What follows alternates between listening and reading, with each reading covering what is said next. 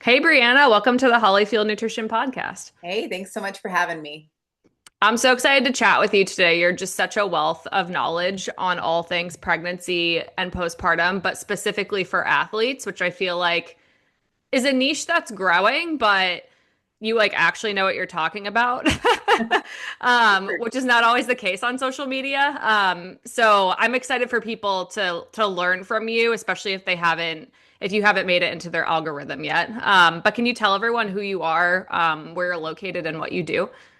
Yeah, I am Brianna Battles, and I'm the CEO and founder of Pregnancy and Postpartum Athleticism. I am a career strength and conditioning coach and have worked in a variety of capacities. But for the last, um, I guess, 11 years now, I have specialized in coaching pregnant and postpartum athletes, and more specifically, educating coaching professionals and practitioners in how to be and how to coach that population as well. So I have a big certification program, and we have a global team of coaches, and that's been really cool to see come to life. Like you said, coaching athletes is very niche, but at the same time, it's not, because the way women are training in 2026 is inherently athletic. We are seeing that. But there's a big disconnect in the recommendations that we're giving for our athletes during pregnancy and postpartum. And the lens I like to come at everything from is a lifetime of athleticism. It is so easy to be hyper focused on these particular seasons that we're kind of we're missing the plot on what the bigger picture is here. I live in Eagle, Idaho. I am originally from Southern California. We moved here a few years ago, and yeah, I'm a mom. Couple businesses that we have going on. I also really involved in jiu-jitsu. We opened a jiu-jitsu gym in the area a few Cool. months ago. So there's a lot going on, but I love it. I love it all. Yeah, I appreciated your approach too because I first found you when I was pregnant with my first kid who's now 2.5 somehow, time flies. Yeah. And I was like, this is perfect because I feel like when you do start hearing about, you follow an influencer, they become pregnant and they're trying to, push as hard as possible through pregnancy. And I think like it's important to celebrate athletic feats during pregnancy because for so long women were just like too scared to do anything while they were Right. pregnant, or that was like the advice. And also, like, not everyone's journey is going to look quite like that when they're pregnant. So I think you find a really nice middle ground of like, you always say, like, you're not fragile, but you're also not invincible. Yeah. And I really love that nuanced approach. And I took your certification course, and it was, I mean, so fantastic. Yeah, more so than any of like kind of the big names behind personal training certifications that I had learned from before. I was like, this is so valuable. So thank you for all you do. Yeah, thank you. It's been a pretty crazy journey seeing, like, I got into this space in 2013 when I was a pregnant and postpartum athlete myself, and coming off of, a lot of years coaching and coaching at different levels.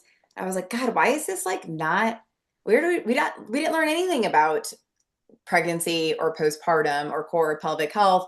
And the way women were training in 2013 was athletic. So none of this is new. Like what we are seeing now with influencers sharing, with athletes making a run to come back, like it's not new. There's just more of it, and there's more voices contributing. There's more research coming out. There's just more.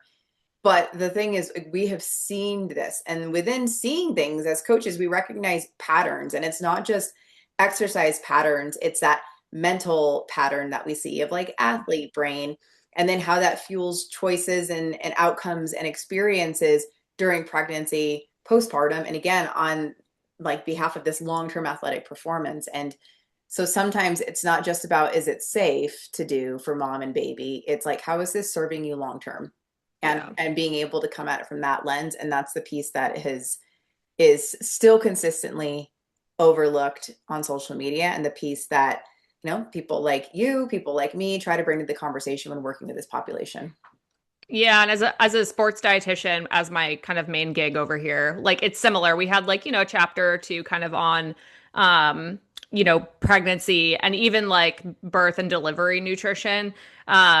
And I found that really interesting, but it's like all the life cycle classes I've taken outside of that, like the continuing education, and then just the applying it in real life with people, like actually applying what little research we have like on pregnant athletes.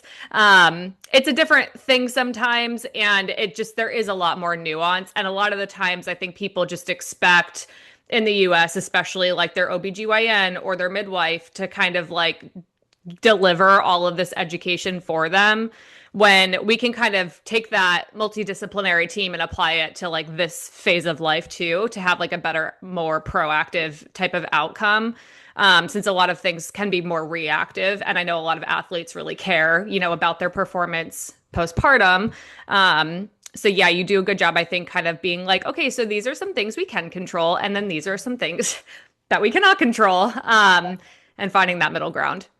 Yeah, and it's a hard middle ground to find because with athletes, like they want to hear what they want to hear, and it's not until like they're ready and on their own terms to be like really adaptable with their mentality, with their physical approach to training. It's not ability, it's not like a question of like, are you physically able to? Because any athlete on any given day could perform. Like they could lift as heavy as they wanted. They could run. They can out athlete that side of them. But during pregnancy, we've and postpartum, we've removed basic strength and conditioning fundamentals. Yeah. And again, that is something that I do very differently than I'd say the majority of the pre and postnatal field is like, we need to bring coaching back into this. So we're looking at what is that this person's needs, like a needs analysis, and then being able to like periodize training. It's not always about maintaining, or pushing.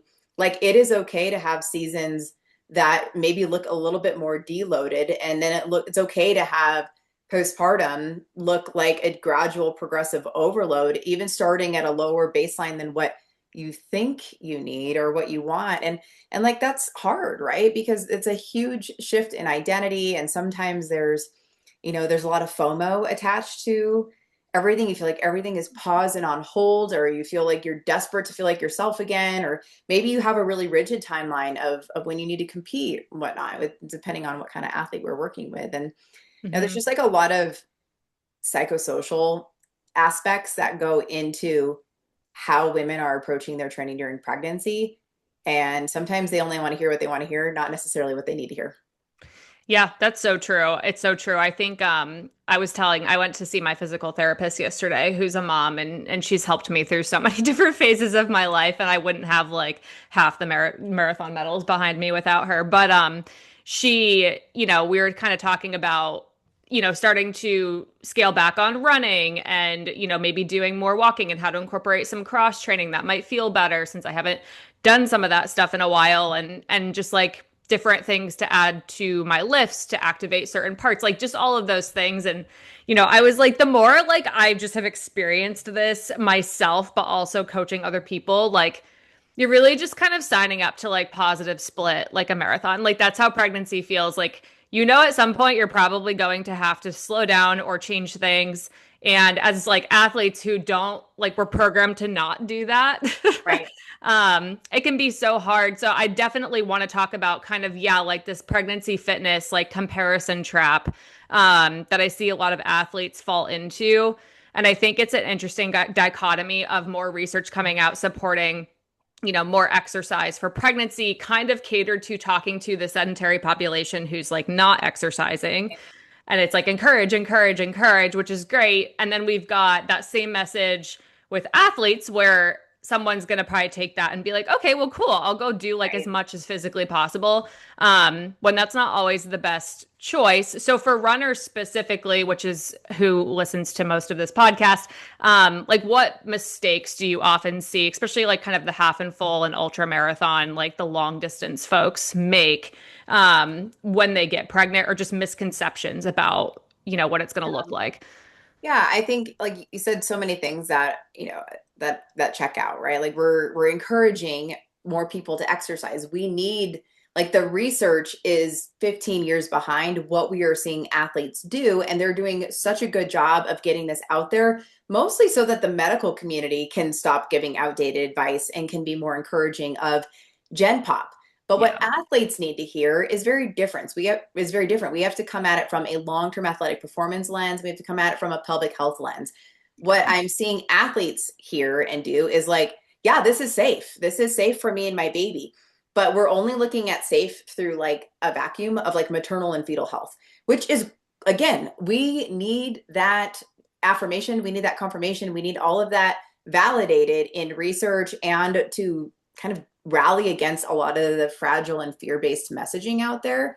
Yeah. And that's not the only container we need to be looking at training through, whether it's our runners or anybody else. And that's not to say, hey, you need to stop or it needs to look dramatically different. It's like, how are we taking the body that you're in with the goals that you have and adjusting training accordingly? That does not mean you're trying to necessarily still PR. That doesn't necessarily mean that you have to keep competing. It needs to complement your life, not really complicate it. And Yeah. so now we have to go into this like risk analysis. And I don't say that like negatively. It's just more of like, okay, I know my body is changing. There is more load. There is more pressure on the pelvic floor. There are now gait changes. We know that runners get injured all the time anyway.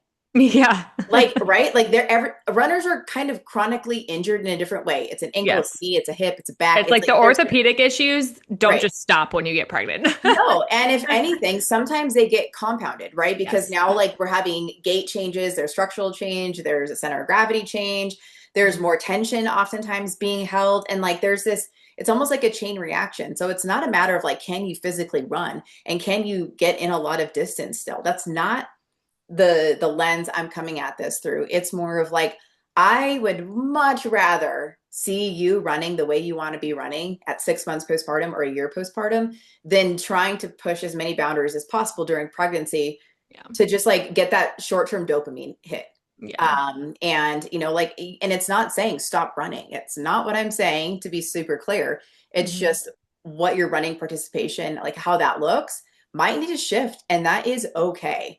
One of the hacks that I tell every runner I work with is like, if you want to feel really good running postpartum, then strength train during pregnancy. It's Yeah. not like, how much can I keep running? What pace can I maintain?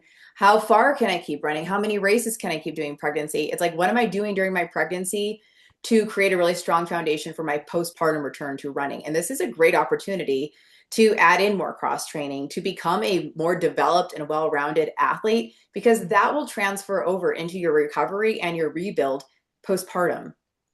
You can still run, but what running looks like during pregnancy, it's okay to adapt that, especially when you start feeling more pelvic pain, pressure around ligament pain. Again, just like the orthopedic considerations that come up oftentimes for runners. And what do Mhm. runners do? They ignore it, right? Because they're Yeah. like, never mind. I don't need to, this isn't that big of a deal. But this is a time to listen to your body, because you don't want to be injured and aggravated on the other side of postpartum. Like, you don't. The real Yeah. goal is this lifetime of athleticism, not a pregnancy flex. Yes, that's so important. And I think for a lot of runners, like who are good at pushing through like what their body is telling them, in terms of warning signals, it's maybe the first time they're having to really like tune into that more so and have that be the priority. Or even maybe Yeah. the first time they're having like a period of several weeks or months where they're not running in a Right. very long time, or for the first time in their career, or that they've had to like, yeah, really adjust how they're going about running, like they're doing run Yeah. walk, or it's a lot shorter distances, or whatever it is. And I think that's really challenging when the rest of your everything is also changing. Yeah. Um, It's depressing. It's like there's like a grief where you're like, God, I can't do yes. this. I can't do what I want to do. Or like that again, that dopamine hit that we get from running. And then conversely, you have it in your face constantly. Well, this person, she's 33 weeks pregnant and she's doing that. What's wrong with me? Am I basically just not being tough enough? Right. But, and I can tell you, because I have talked to a lot of these women, is like, a lot of them are struggling, but they don't want that image to be represented. So it's like, they're going to post what they want. They're going to keep doing these things, but it's not telling the whole story. And some people do feel really, really good. It's Hmm. There are people that can run through pregnancy or can lift really heavy through pregnancy and feel really good and have no symptoms, nothing, right? And it's all a very straightforward experience.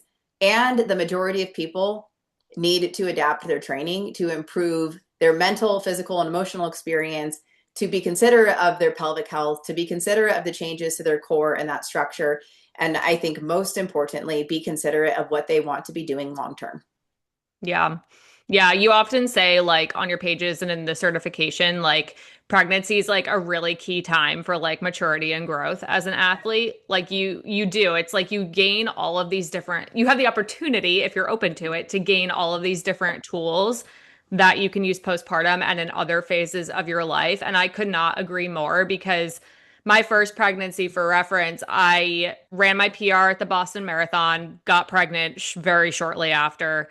Um, had an idea of what I wanted to do during pregnancy as a runner. And then at 8 weeks pregnant, I was put on pelvic rest because I had a complete placenta previa.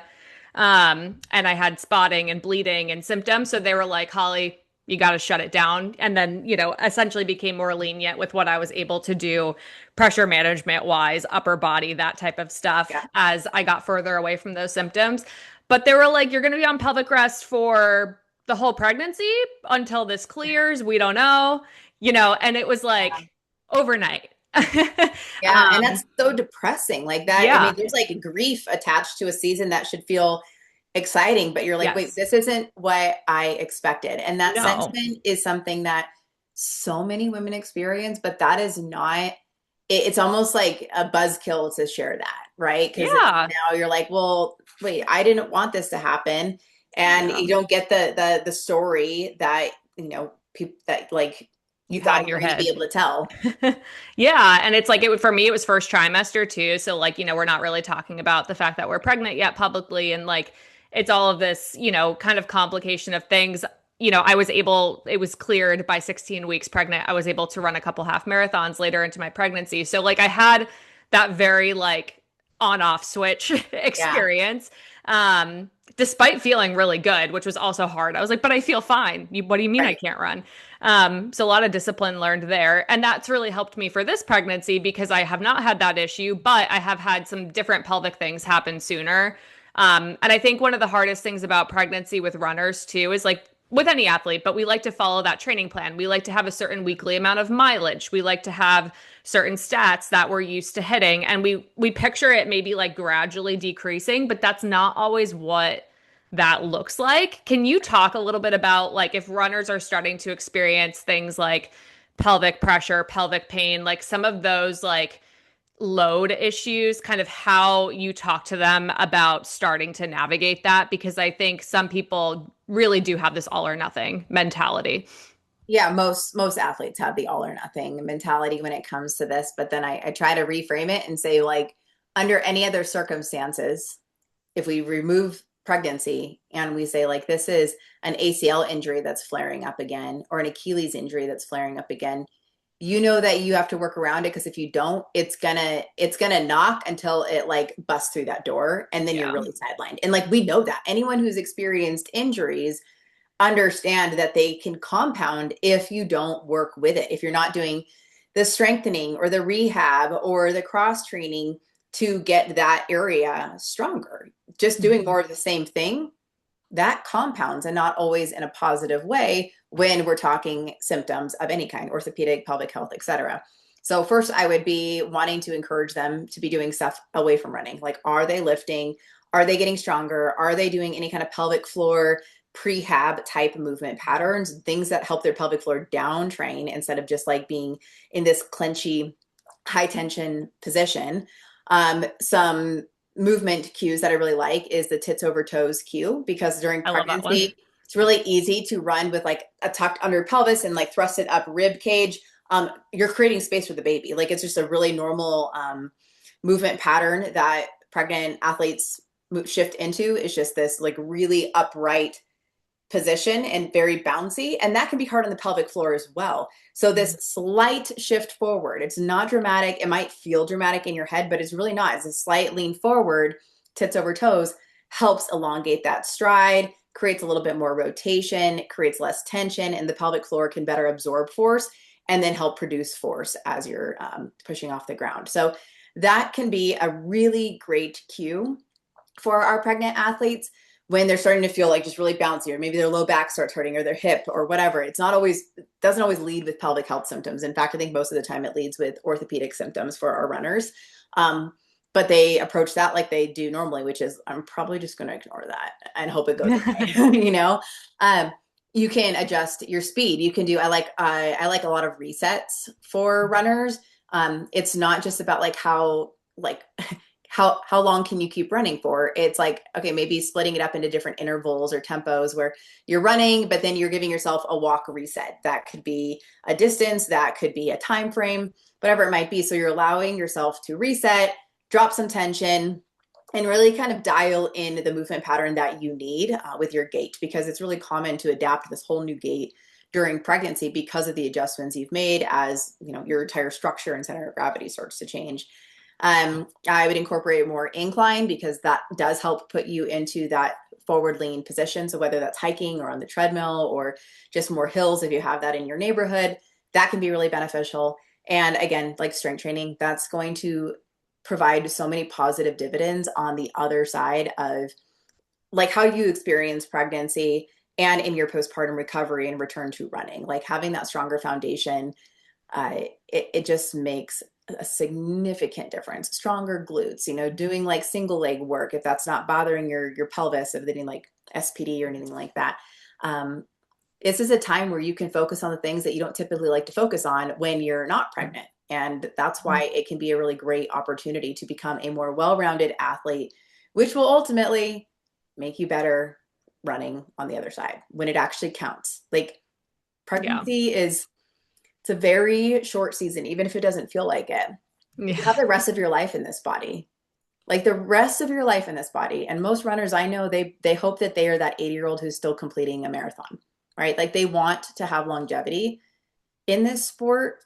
And so while we see so much attention around like how much can be done, how much can be maintained, what kind of like flex is there with this PR, or how long people are competing for during pregnancy, it's like that's not the point. We're missing the point. We've lost the plot. Like Hmm. we really need to shift the focus to how are we adjusting training to accommodate this long-term athletic performance and like mitigating any injuries that we have more predispositions to during pregnancy. We have to, it's not like to be a buzzkill. It's just saying like, hey, let me state the obvious. You're gaining anywhere from 30 to 60 or more pounds. Hmm. And now we're adding repetitive load and force on the pelvic floor. Is it safe? Sure. For mom and baby, yes, physiologically safe. Hmm. And like you're not invincible. Like that's a lot of load on the pelvic floor. That's a lot more load and repetitive force that the body's having to absorb. Again, runners get injured all the time. Why Hmm. is that? Like we have to like bring common sense and even basic physics back to the conversation, not just physical ability and safety. It's so true. And like, you've got, hormone physiological changes that kind of are helping you carry a baby, but not helping Yeah. you athletically necessarily. And I know for like what I talk to a lot of people about too is a lot of runners that that we work with, like they're underfueled. They're kind of trying to work on nutrient deficiencies. Maybe their iron's low. Maybe their vitamin D's low. Maybe they've had stress fractures before. They're coming back from a state of low energy availability. They get pregnant. Very metabolically depleting process. And if you're coming into it kind of depleted already, that's going to make it a lot worse. If you're trying to like keep up with a fitness training routine, that's similar to what you normally do. That's really extra taxing on your body. And we know that at the end of this pregnancy, no matter how the baby comes out, that's also going to be a very physically demanding, depleting process. And then you've got postpartum, which is a very physically demanding, depleting process, whether you breastfeed or not. Right. So thinking about it long term too is like, okay, I need to kind of keep the water level in the tub as level as possible. So that I still have something to work with postpartum Right. and I don't end up as one of those runners who, yeah, is 6 months postpartum and has a pelvic stress fracture or, is having a ton of issues because they just were too athlete during their pregnancy and not quite well rounded enough. Yeah, and we see that happen all the time. Like the incidence of injury postpartum for runners is actually pretty high. And Hmm. we can't like pinpoint one thing. In my coaching experience, it's because they're told you're cleared and start running. Yes. Yes. And it's like they go from like zero to like that without like progressed like or phase progression in terms of their rehab, their strength training, and adding in running incrementally. We'd like to assume the best of ourselves, and that's why athletes are so good. And that's also why we can be our own worst enemy sometimes, is because we almost, yeah, we have like the invincibility mindset. Like that does not apply to me. I don't need that. This was fine or it wasn't fine, and I'm tough, but it has nothing to do with toughness. It has nothing to do with ability. It has everything to do with just process and physiological healing and really being able to try to leverage these seasons instead of trying to out athlete them. And that is it's a very hard thing to learn. And most of us do not learn that until our second pregnancies. Right? Or Like learn the we hard just way. don't. Yeah, well, and it's just like there's so much athletic maturity to be gained during these seasons, but it really isn't until like that, especially for athletes, like that's something they have to learn on their own terms. And oftentimes it's not even like, oh, because something bad happens. It's just like you just gain so much perspective when you become a mom. Like we talk about mom strength and we talk about like what's possible. And I think it's just because there's such a leap in our relationship with our body and our relationship with our training. And that maturity ends up translating to everything else. So then when you go into a second pregnancy, you're like, all right, it's not just about me Yeah. anymore. It really, I like, you really get it. Like, and sometimes people get that early on in their first pregnancy, but most people, it takes that second pregnancy to really understand, like, to see the forest through the trees. Like, and Yeah. it's such a, like a silly expression, but it is so true because usually with pregnancy, you're just like, you feel like you're staring at this big tree, which is pregnancy. And you're just like, I guess how much can I do? And you're so hyper focused on pregnancy that you're not looking at like this entire landscape ahead of you. Mm-hmm. And my job as a coach and as a voice in this space is to talk about the vastness of that forest because that is the shit that actually matters. I am on the other side of those seasons. I am loving the mid of motherhood. My Mm-hmm. sons are 12 and 8. And I am a better athlete now than I was a decade ago or even before that. And I think it's because you have, there's so much potential and so much possibility when you're not staring at one freaking tree. It's so true. I remember too, like just coming out of my first pregnancy where I did have to surrender a lot because Yeah. I was put on pelvic rest medically. And then I stopped running again, like once I was cleared around 32 weeks because of like pelvic stuff. And felt really great though, like Mm. throughout the rest of my pregnancy because of that decision. And I remember when I was coming back postpartum, and I ultimately, if people are listening, have listened to the podcast, they know I ran the Boston Marathon about 15 months postpartum, and it was one of my best races. And physically, orthopedically, have been doing great, since then. Aside from the things that are happening during my current pregnancy, which is going well, it's just pregnancy. But Yeah. and it's like I really gained the perspective of, oh, I took like 20 weeks off of running, like a really freaking long time for like my athlete brain to wrap its head around. And I was still able to like do the things I wanted to do and like not really run into that many issues. And I think too, like we're just a lot more resilient than we think we are when it comes to incorporating rest. Like you're not going to lose all of the fitness. You're not going to lose all of the strength if you are like listening to your body, making modifications and showing up in the right way. And going into this pregnancy now, I'm like, meh, like if I didn't run the whole time, like I would probably still be able to do a lot of what I want to do postpartum. Yeah.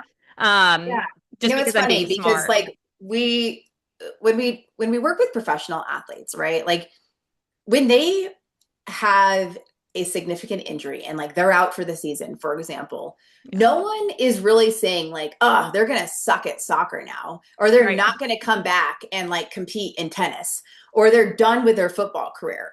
Like that's actually really rare to have commentary and assumptions like that. Yes. It's a deeper understanding of like they're gonna address the circumstance that they're in, this injury, this situation, and then they're going to do what it takes to come back. It's not doubting their athleticism, it is not doubting their skill set. It's not assuming that they will not meet or surpass where they were. It's just sometimes you have to take a step back, you have to pause, you have to recalibrate, you have to address the current need, and that does not mean it's over. It just means it looks different right now. and you will be able to come back. Like we've made pregnancy and postpartum, like, look, they're specific, but we have to start treating it the same way that we do any other strength and conditioning or sports medicine consideration. It Mm-hmm. is special, but it's not that special Mm-hmm. in some ways. You know, It's there a are season. unique considerations for sure. Mm-hmm. Core, pelvic health, mental health, hormonal health, structural change. There's a lot of different variables that influence those seasons, which is why we have to approach it with a little bit more intention and more strategy. Again, it's not questioning your physical ability to do, it's not questioning your unique timeline, and it's not questioning safety. It's Mm-hmm. really just looking at long-term process. What does the body need right now on behalf of navigating the future for us? Mm-hmm. Yeah. Something you often talk about too, which I really appreciate because it's a trend I've seen like on the internet. It's like, well, I'm training for birth, or like Yeah, people will no announce way. their pregnancy and they're like, I'm training for my next race and it's birth or and it's Yeah, motherhood. And I get it. Like I get what people are saying, but you yeah, had a post on this recently that was so good. It was like, you're capable of birth right now. Like you're fit yeah. enough for birth right now. That's not what we're training for. Can you talk about just like the misconception of that a little bit? Because I also think too, a lot of first time parents, like birth is a huge athletic event for sure. Like it is so challenging, but you might be approaching training for it, quote unquote, in the wrong way. Absolutely. Like, look, fitness will always be a benefit. Like, and we should Yeah. be encouraging people to be fit, not just for pregnancy, but for all life seasons, for every curveball life throws at us. Pregnancy might be one of the first curveballs, but there will be more. Yeah. There will be more life setbacks where your fitness will always serve you. And it's not a guarantee of anything ever.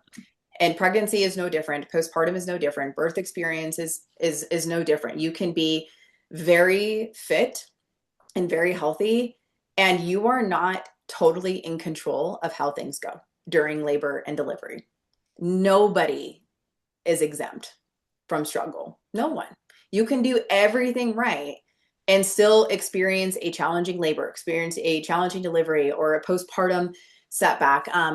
And Hmm. I'm a pretty direct person, but it really comes from like a source of love. And I actually was talking with my sister about this the other day, and it was just like, and I hope you don't mind me swearing, Oh no, go for but it. like you, like every mother's going to experience something that's fucked up at Hmm. some point. Unfortunately, we don't know what that looks like. It might be they're trying to conceive. It might be like just fertility struggles. It might be miscarriage. It might be a severe nausea and vomiting during pregnancy. It might be bed rest and whatnot, and just feeling like you're not in yourself. It could be depression. It could be anxiety. It could be birth trauma. It could Hmm. be literally anything. Postpartum depression and anxiety, breastfeeding struggles, a baby that's really colicky. I don't know what your unique thing is going to be, but nobody experiences motherhood without some form of struggle that they're like, wait, I did everything right. Why is this happening? And it's really easy to be like, oh God, I like, how can I fix this? How can I out athlete this? How can I control and control? And that's not how it works. And in the Hmm. most important experience and transformation of our life, which is motherhood and pregnancy and birth experience, we cannot attach outcome to fitness level because we'll always be disappointed. And you cannot put even ourselves on that pedestal, because then you're going to sit there thinking, what did I do wrong? And you don't need more shame and guilt attached to this transformative season. Like you don't. And I've been there. I've experienced that personally, where I was like, well, obviously I'm fit, I'm knowledgeable, I'm healthy, and I'm really tough. So like It's birth gonna be is fine. birth is Yeah. like no big deal. What could go wrong? And like I mean, it's so humbling. And Yeah. so to go into it with an attitude of like, that almost like this dogmatic attitude towards birth, like that sets us back as women so far. So Hmm. far. And some people have a really straightforward birth experience, but it's not because they did anything that was like, they were like, because they were so fit or because they were so tough. Again, Yeah. it will always be a benefit. It's just not a guarantee. So we have to really shift the messaging and assumptions, because it really sets women up for failure, because birth rarely goes exactly the way you want it to go, because there are too many variables. There are too many variables that you are not in control of during that process. And you just have to trust your birth team to support you. And it's, just for the moms who are like, I definitely don't want a C-section or this or that. We have a lot of preferences and birth plans. All of that, you can have all of your preferences, and just know that it's not how the baby comes into the world. It is how you feel in that moment, and the support that you have, the information that you have available, feeling really informed and supported. That's going to make a really big difference. And it's hard to navigate that season, but I don't want any mother to attach their worth or their outcome to, I could have done this, or if I was only fitter or whatnot. Like, no, there are very unfit, unhealthy people that give birth all around the world every single minute. Like, Mhm. fitness is a benefit, it's just not a guarantee. So we really have to reframe that. And then I know I'm yapping about this a lot, but also that assumption of like train for birth, like, no, you are training for your postpartum recovery. Yeah. Like, you're training for that long game where, like, hey, no matter how it goes down, I have a really solid baseline and I feel really informed in how I need to rehab my core, my pelvic floor. I know I'm going to have this phase progression postpartum, so that it does get me back to running. It does get me back to lifting. It does, just help me navigate that next season. No matter how things go down, I am building a foundation of resilience. Yeah. And I think it's like, and the decisions maybe I'm making that are like, maybe I'm not going to run today, or maybe I'm going to work on this instead, or maybe I'm going to incorporate walk intervals, or however you're modifying it because of pain, discomfort, things that come up. It's like, that's also what's helping you just Yeah. have a pelvis that's maybe in a little bit better of a place Yeah, postpartum. because able to actually like relax. Like, Mhm. and I know some people don't like that word, but really it's true. Like, as athletes, a lot of us are very high tension. We hold a lot of tension in our glutes, pelvic floor, abs, traps, jaw, all of it. And when you're preparing for birth, you have to Mhm. learn how to let go of a lot of that tension, To get out where of the that way.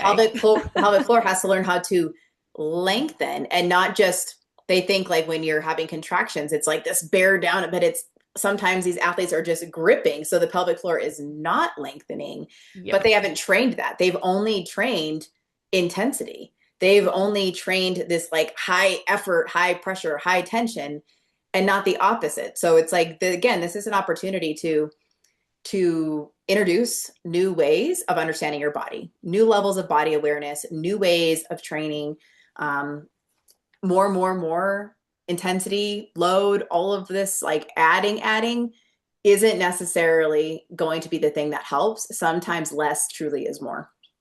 Yeah, pelvic floor therapist said to me during my first pregnancy, she's like, "Well, no, you're not really like pushing the baby out." She's like, "It's like you're releasing them from your Yeah. body. Like you have to get out of their way Yeah. essentially and learn how, yeah, to not just like contract a muscle but relax it too." Yeah. And that being like a lot of muscles in the pelvis. And I remember just being like, "Oh, Yeah, shoot." no, that's a great way of I think that's a really great way of wording that. And a lot of people think like we were made for this. Like, I hate when people say that. Like, I get Yeah. the intention, but Yeah. it's kind of shitty, because we're actually that's not always natural for Yeah. athletes to know, like, oh, like, I'm going to release the baby. No, we're like, get on me, like, or like Yeah. it's like max force, max effort. Yeah. And that's not always innate. And Mhm. especially like, it's not just get the baby out. It's like, okay, are we also how are we like trying to preserve that pelvic floor through that process? And so much Yes. of that is not learned in that moment.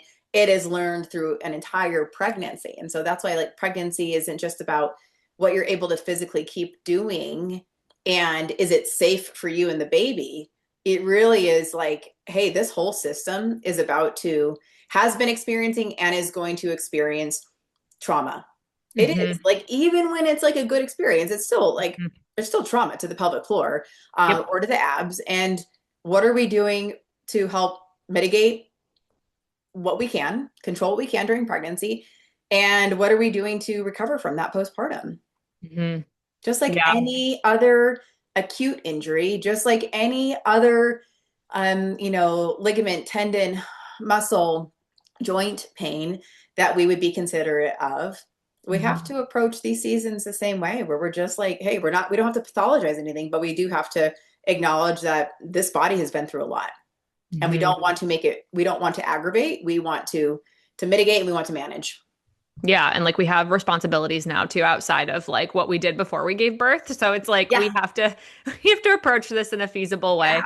I Yeah. remember too like trying to learn like learning about okay, controlling the controllables, like what you can do to prevent perennial tears, what you can try to Mhm. do to prevent labor stalls, what you can do to prevent this and this yeah, I remember like my son came out like with a nuchal hand like up by his Yeah. head.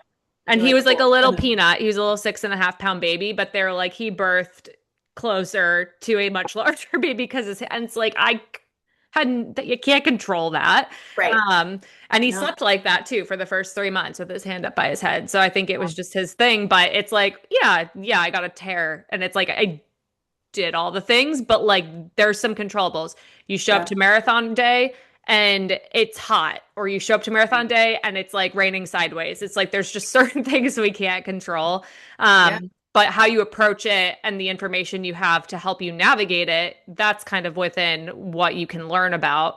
Um, you Yeah, and it's op- hard. Like athletes are oftentimes so rigid. They're so committed yes. to like this is the right way, this is the best way. And if it goes like this, I mean, I definitely don't want a C-section, or I definitely don't want this. And it's like, man, if you are setting yourself up for failure if you go into motherhood, not just labor and delivery, if you go into motherhood with rigidity Yeah. around your belief systems, you will be disappointed. You will. Yeah. Like Yeah. it doesn't matter what topic it is. It can be like, oh, I desperately want to breastfeed. I would never do this. I would never, never, never. And like sometimes that's just not how things in motherhood goes. And it starts with even freaking like conception. Like Yep. you might be like, wait, but I'm healthy and I'm strong and I've never like missed a period in my life. Why can't I get pregnant? So it's like motherhood humbles you at all different points in time, and the more adaptable you can be, the more flexible you can be, the more you're going to set yourself up for success. The more rigid you are, the more you attach certain like belief systems to who you are. And if you just do this, if you could only do that. And there's so much of that in the motherhood circle. There's Mhm. so much dogma. There's so many opportunities to feel shame or to compare. And it's like that is setting us back in an effort to be empowering. We are setting women back so far with a lot of that messaging. Yeah, and it's just more prevalent because you can have access to that all the time on social Yeah. media. Like it's not just the people you know anymore in your neighborhood, like who are Right. pregnant. It's like the Yeah. millions of them who are sharing only the Right. good parts or even like only the super traumatic, horrible parts Yes. online. And yeah, I just appreciate the nuance. I know for postpartum, something that you talk about a lot is like intention now and intensity later. Yeah. I love that so much just because it sounds nice, but also because Yeah. it's so true. I want to talk a little bit about, yeah, like the first kind of period of recovery time and just some of the misconceptions I think a lot of athletes have around what it's going to look like. Because I think we have some research that's kind of saying, hey, running, we probably don't want to do that now, maybe till 12 to 16 weeks postpartum. And then we've got the 6 week, kind of OBGYN or midwife checkup that's like, you're cleared for everything. Good luck. And there's just like a big spectrum of what people are told. Can you talk about like how to navigate that as an individual who is like, I want to return to my sport? I may or may not have had complications with birth and pregnancy. Like, what resources should they look into, or where should they start with that so they can Yeah. be intentional? It's overwhelming because again, we kind of want to assume the best of ourselves and try to out athlete it, especially runners. They're like, well, it's just running. Like that's not that hard. And we don't look at that as like a forceful sport. Like whereas maybe you would think of like lifting is like there's more force involved, but we have repetitive force with running. Yes. And that force travels through the body. So the pelvic floor is having to absorb that. The pelvic floor is recovering from birth. It is muscles and tendons and tissues, not even talking about like if there was tearing, if there's any prolapse or anything like that. Like it takes the pelvic floor a while to heal. And that's just healing at a very, very baseline level. And then it's trying to get it stronger. But hormonally, everything is very different.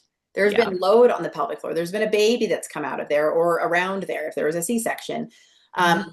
That tissue is very different during postpartum. And it's not a matter of physical ability to run. You Mhm. could totally run. You could run at 1 day postpartum at like physically you could do that. It would probably not be very comfortable, but Mhm. it is more of like allowing that part of your body to heal so that you are running pain-free and injury-free and symptom-free, hopefully anyway, long term. Mhm. And that requires a rehab and rebuilding process, no matter how fit you are, no matter what your birth experience was like. Um, and I find that like most athletes, they need a little bit more time, even if they're really high level runners. Like there's more to this season than just like you getting back to exercise. You're also sleep deprived. Your Yeah. nutrition is probably all over the place. You're learning how to breastfeed. Your baby's energy levels, family dynamic, all of those different things are influencing your experience as a human. Mhm. And when we look at performance, we know if we like took the like if we just like described this avatar without saying this is a new mom, you're like, okay, this person it has extremely interrupted sleep.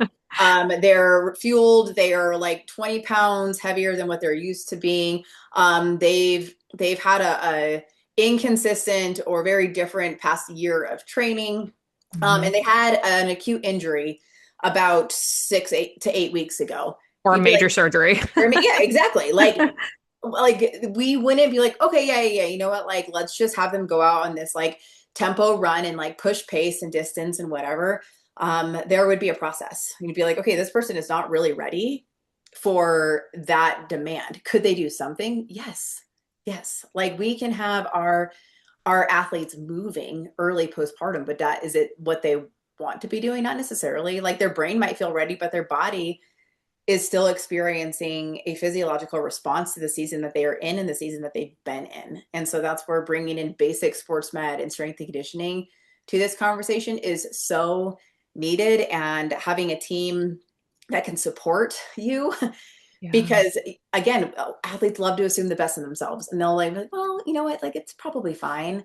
And it might be fine. It might be fine for a little bit. And a lot of my runners tend to get injured around that 6 to 9 months postpartum mark because they're starting to feel good. So they'll Yeah. push more. And they weren't quite ready for that. And it's really hard to navigate. Like that process is not linear. So it's Mhm. like the longer runway you can give yourself, the better off you're going to be.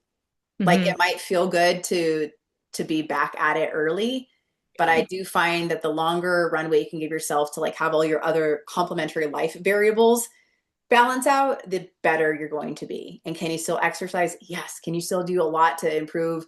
Yes. It's not this all or nothing mentality. It's not saying like don't run. It's just how are we onboarding you again? And like extending that runway and allowing your lifestyle to regulate your Mhm. boobs, your body Mhm. fat, your sleep, your nutrition, your overall lifestyle. The more those variables start to regulate, and we're stretching out that runway, usually is when we see improved outcomes and experiences. Yeah, I think it is super interesting. And I will say this on my platform as many times as I need to. Like when I use Boston Marathon's postpartum and pregnancy deferral policy that they had just come out with when I chose to defer when I had my first son, and I deferred a year. They do give you the option to defer 1 or 2 years. And in Yeah. my head, I was like, 15 months postpartum, of course I'll be ready. And physically, I was. I think my nervous system was not, Yeah. especially going through like breastfeeding, weaning, kind of around the time my Yeah. training started, which was like much more of a wild ride than I thought it was going to be mentally. Um, and physically, I performed very well. Things went very well. And like, I haven't had a ton of like physical collateral after that to deal with. And I tell people, anyone who asks me, I'm like, defer 2 years. Just Yeah. defer 2 years because you will never be mad that you gave yourself more time. Yeah. Um, because things do just change like every month postpartum. Like your baby changes, your schedule changes, and giving yourself that longer period of time is super helpful because just because you can do it doesn't mean you necessarily should. Yeah. And it's a hard thing to walk because again, we want to Mhm. assume the best of ourselves. Again, 15 months postpartum. Oh yeah, like that's a no problem. But Mhm. it's reverse engineering that process saying you need to be peaking at 15 months postpartum, Mhm. which means like what does the 6 months prior to that look like? What does the Mhm. 9 months prior to that look like? And like, look, when your baby, and I can say this now because I'm in the mid, when you have a Mhm. baby in diapers, like you are still technically pretty early postpartum in the grand Yes. scheme of like life and things. Like you're still in the trenches. And sometimes it's this hard, it's like this dichotomy of like wanting to do your thing Hmm. and pursue that and extend, still have that identity, but now you're doing it and it's compounded in a reality that feels very different that you have not been exposed to before, especially if you're a first time mom. You like, you don't know what you don't know. And Yep. there's just like a lot of life variables, and you can feel like there's just so many things that again we don't get control of, like mental health, injuries, setbacks, babies, sleep, and you have to reverse engineer when you want to start talking about competing. You got to reverse engineer. It's not just that date. It's what has to precede that date and what is your capacity going to look like. And we don't always know that. And Hmm. when that comes, when you're having to make this decision around what you want to compete in, it's also like, what am I willing to sacrifice right now? And that is a Yep. very individual like conversation. And I work with a lot of Olympians, and like they are like, they're like, I will do anything to make another run. And like, great, Yeah. let's figure this out. It does not come without sacrifice. And Hmm. most of us don't have to. We Hmm. want to.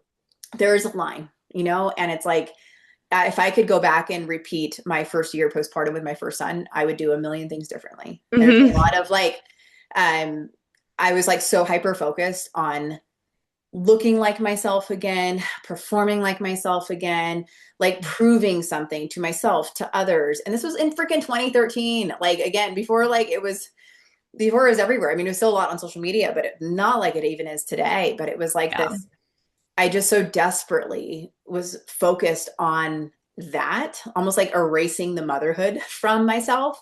Right. Like it's That just like like, it's just over here. It's like I'll just fit it yeah, around everything yeah. else. And it's hard because like you want that identity, and you want your, and that's what you know, and you don't really know motherhood yet. And Mm. I wish I could have had the maturity and perspective at that time to like say it is okay for me to pause and like just be a little bit more patient and to like extend that runway. Like you will lose the weight. It doesn't have to be this like dramatic like effort. You Yeah. will exercise again. It doesn't have to be this all or nothing. You will compete again. It doesn't have to be on this very short timeline. Um, because in reality, that whole first year, if it's not already a blur, when you start adding in all these other variables of like, I got to compete and I got to get back to work and I'm doing all these things, like you do, like, it's just, there's a loss there. And that perspective I have now, all these years later, is just like, man, just be where you're at right now. And it's okay to be where you're at because you have this lifetime of athleticism ahead of you. You Hmm. really do. Like, it is not over. It might be different at different points in time, but it is not over. And so you don't have to rush it, even if you feel this need to. It's okay for it to look a little bit different right now. And it Hmm. doesn't have to be the extremes. It's like, okay, like, maybe I'm not going to compete. Well, I can still train. I can still be in the gym. I can still, like, this season of fitness can look a bit different. And that's okay too, to just like recalibrate what you actually need and what you want. And sometimes you don't know that till you're in it. Yeah, it's so true. Like you just don't know some of these things until you experience it. But I Yeah. really appreciate you sharing that because I think, like you said, you work with pregnant athletes all the time at like the highest of high levels too. Yeah. It's like everyone is experiencing this. They're just Yeah. not always talking about it in a public way or they're Right. only sharing the good part. So I just think it's important for other people listening to hear Yeah. that. And I like interview a lot of different Olympians on my podcast, and so many of them are like, it was postpartum was brutal. It Yeah. was brutal. I got injured. My mental health was struggling. I had to like sacrifice so much time away from my baby, like breastfeeding. And it's like, they're like, this was not an enjoyable Hmm. process. And again, they're Olympians, like they have a different set of circumstances. Like there is so much more empathy and grace and understanding for like what their timeline needs to look like. Hmm. And I'm trying to tell people like it does, like most of us don't have that kind of timeline. Most of us are not making a run for the Olympics. Most of Yeah. us have a lot more autonomy in what our fitness and performance is going to look like. We do not have to rush it, and you can still be like, God, it's just, I just wish I could just like hug slash shake every postpartum mom and be like, I promise you, Yeah. this is going to go by really freaking fast. You don't Hmm. like need to train for something to find yourself again. You're going to find yourself. Hmm. I promise that you will. And it is okay for it to look a little bit different right now because that race, that competition, getting back to jiu-jitsu, getting back to CrossFit, getting back out to your running, whatever, it will wait for you.